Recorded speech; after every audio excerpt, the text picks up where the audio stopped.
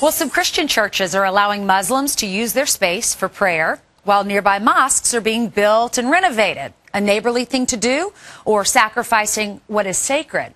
Joining us now from Memphis, Tennessee, is Steve Stone, the senior pastor of Heart Song Church, which has opened its doors to the Muslim neighbors. And from Denver, Christian theologian and radio talk show host, Dr. Alex McFarland. Thanks, guys, for being with us. Good morning. My pleasure. Good morning. Now, Steve, let me start with you. Why did you feel it was necessary to do this, to open your church?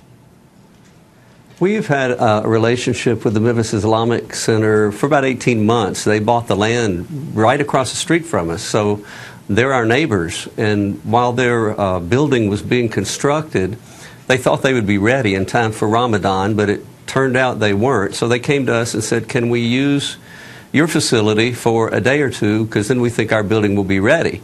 And we thought about it, prayed about it, asked the Lord what He would have us do about it, and said yes. And it ended up being the whole month, because as construction projects go, it took a long time. So you say follow the golden rule, or treat your neighbor better than you would treat yourself?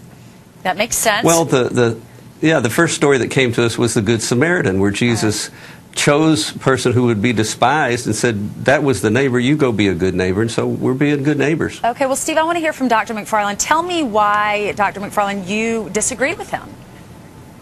Well, I appreciate the desire to show love and to be a good neighbor, and indeed we should do that. Part of being a Christian is to love people and to help meet people's needs. But I really think in doing this, it crosses the line from tolerance and respect to really endorsement and affirmation. And we've got to remember biblically what the church is called to do. According to Jesus Christ, our calling is to make disciples. And I really think that the most loving thing that we can do is not to help people and not to facilitate a false belief that, according to Jesus Himself, is the destruction of people's souls.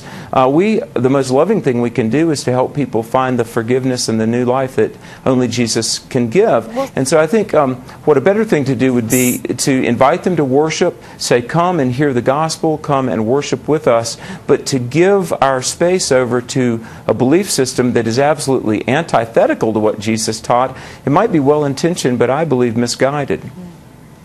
All right, well, some people might say, hey, it's just a building. I mean, God is bigger than that. What's your response?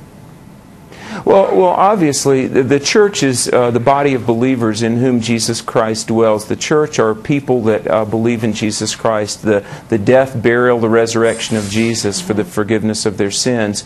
But let's think about this. Would there be any reciprocity? I find it hard to believe that Muslim groups would allow their mosques to be used for church services that say Jesus is the Son of God and the only way to the Father. And I really think it's time. I'm sorry to interrupt you, Dr. McFarland. I want to give Steve the last word, just to make it fair. Okay. Steve, please.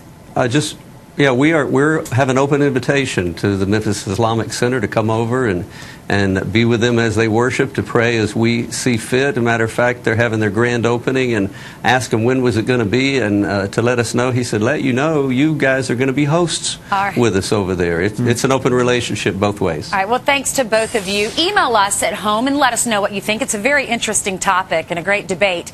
It's friends@foxnews.com.